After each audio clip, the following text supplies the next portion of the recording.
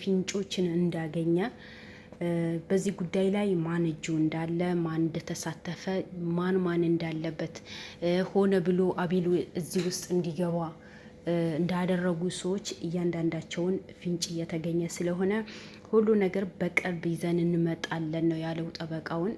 ስለዚህ ይሄ ነገራችሁ ብዬ ነው የተጨናነቃችሁ በሙሉ። በዚህ አጋጣሚ በአቤል ጉዳይ ላይ ብዙ ልጆች ተጨንቃቸዋል። ብዙ ልጆች በጣም ነው የተጨነቃችሁት። ኢትዮጵያዊ ማለት እንደዚህ ማለት ነው። ደስ ይላል።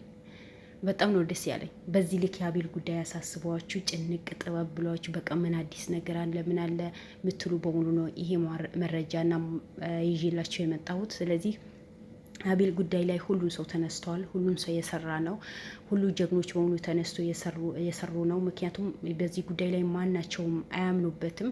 አቤል ይሄ ነገር እንደማይሰራ ይሄ አጸያፊ የሆነ ድርጊት እንደማይሰራ ጠንቅቆ ስለሚያውቁ ስራቸውን ዝርግፍ አድርገው ነው በአቤል ጉዳይ ላይ የተሯሯጡ ያሉት። ምስክር የተፈለገ መረጃ የተፈለገ ካሜራው ለምን እንደሚጠፋ እንደቻለ እያንዳንዱ የተፈለገ ነው።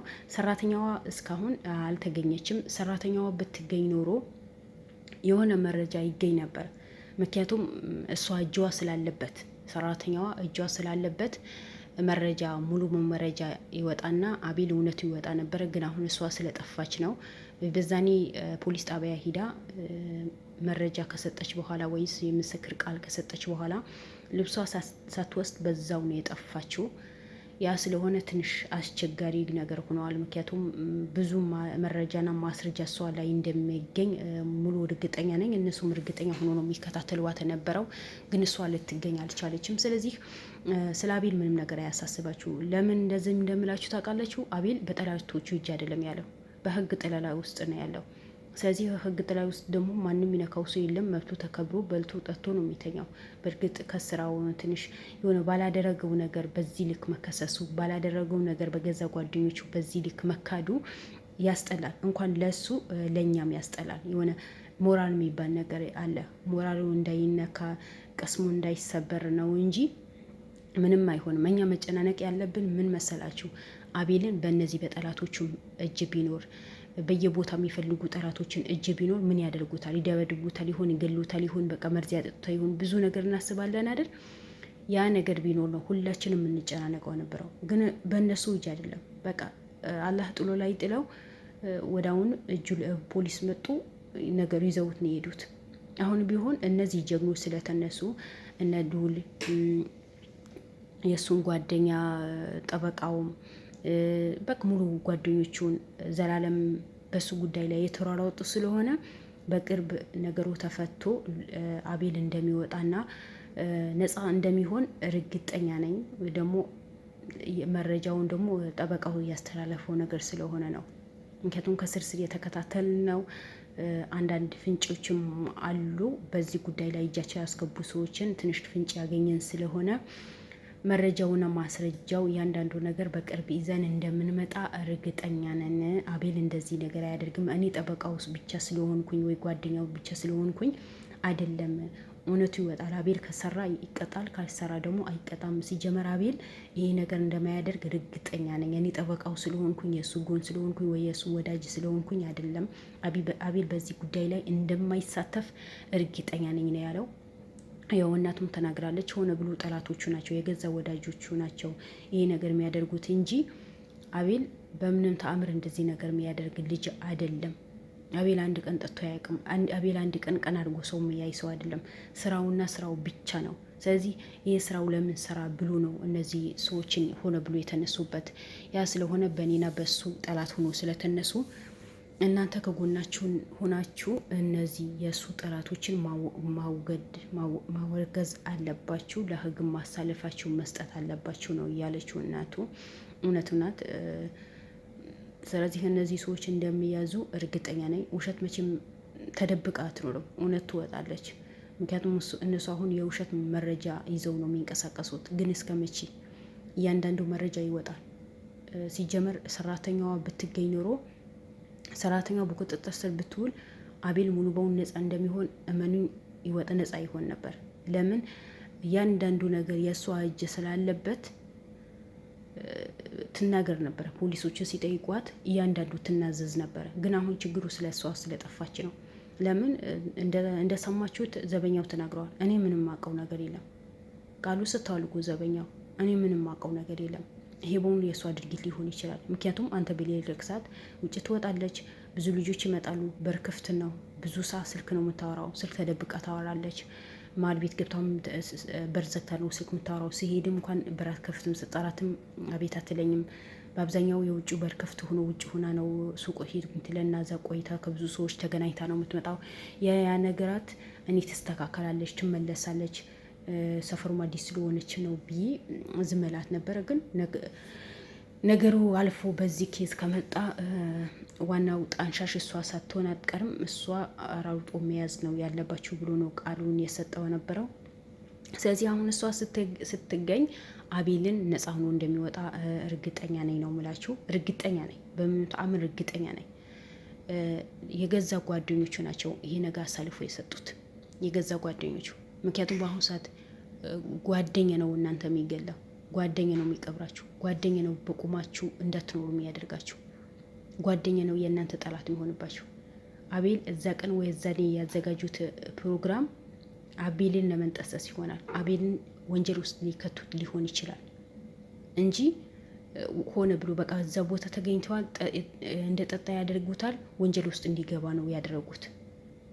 ስለዚህ ሀት እንኳን በዚህ ጉዳይ ላይ የእሱ ጠላቶች ቢኖሩ የአቤል ጠላቶች ስላችሁ ይህ ጉዳያቸው የያዘባቸው ለህግ አሳልፎ የሰጣቸው እስር ቤት እንዲወረወሩ ያደረገ ንብረታቸውን የሰው ንብረት ቀምቶ የሚኖሩ ሰዎችን ያ ንብረታቸው ወስቶ የባለቤቶች የመለሰባቸው ሰዎችን ያው እንደምታውቁ አቤል የብዙ ሰው ነው የሚሰራው የነበረው። እነዛ ሰዎች ከጓደኞቹ ጋር ተመሳጥረው ነው ይሄ ነገር የሰሩት። እነሱ አሁን የአቤል ጓደኞች እኮ ነው የሸጡት የአቤል ጓደኞችና ሰራተኛዋን የሸጡት አቤልን። ግን ቢሸጡትም አቤል አይሸጥም።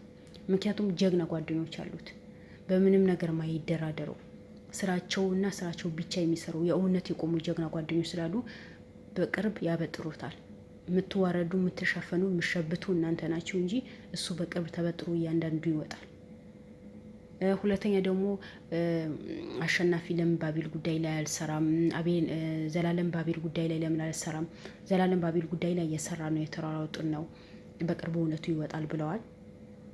ያው ከስር ስር ነው የሚሰሩት እንጂ እነሱ ግዴታ ቪዲዮ በመልቀቅም የለባቸውም። ምክንያቱም አሁን ያው ስራቸው በሙሉ አቁሞ ነው ባቤል ጉዳይ ላይ የተሯሯጡት ያሉት። ዘላለም በዚህ ጉዳይ ላይ እንደሚሰራ በባቤል ጉዳይ ላይ እንደሚሰራም ተናግረዋል። ነገሩ የሆነ ቦታ እናድርሰው ብለን ነው ከስር ስር የተከታተል ነው፣ የሆነም ፍንጭም አለን። ስለዚህ በቅርብ ጠብቁ፣ ሁሉ ነገር ይስተካከላል ነው ያለው። በዚህ አጋጣሚ ደግሞ እነሱ አንድ ናቸው፣ በቃ አንድ ቤተሰብ ናቸው። ዘላለም ብትሉ ልዑል፣ አቤል፣ አሸናፊ፣ ቴዲ ያለሳ ቴዲ፣ ሌሎቹ ያኔ ከካሜራ ጀርባ ያሉት በሙሉ አንድ ቤተሰብ ናቸው። የሆነ ነገር ቢፈጠር እነሱ ተመካክረው አንድ ሆኖ ነው ያ ስራ የሚሰሩት እንጂ አንድ ሰው ብቻቸው ይሄ ነገር እንደዚህ እናድርግ ወይ ይሄ ነገር እንደዚህ ነው ብሎ አይደለም የሚሰሩት።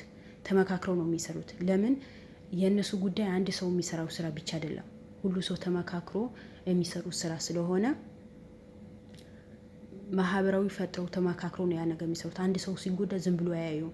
ከዚህ በፊት ልዑል ተናግሮ ነበር። እኛ ጋር የሆነ ነገር ሲፈጠር ጊዜ እንዳለ ከካሜራ ጀርባ ተሰባስበን ጉዳዩን አጣርተን ከስርስር ሂደን በአንድ ሰው ብቻ አድርገን አንተውን ሁላችንም ጉዳዩን እንከታተለዋለን ብሎ ተናግሮ ነበር። ስለዚህ ብዙዎቻችሁ ለምን ዘላለም በሱ ጉዳይ ላይ አልያዘሙ፣ አሸናፊ ለምን አልገባም፣ ለምን የአቤል አያግዘውም፣ ልዑልም ዘላለም ለምን አያግዘውም ብላችሁ ነበር። ዘላለም ያው እጁ እንዳስገባ የነገርኳቸው። ዘላለም ከልዑል ጋር ሆኖ ነው አብሮ ነው የሚሰሩት።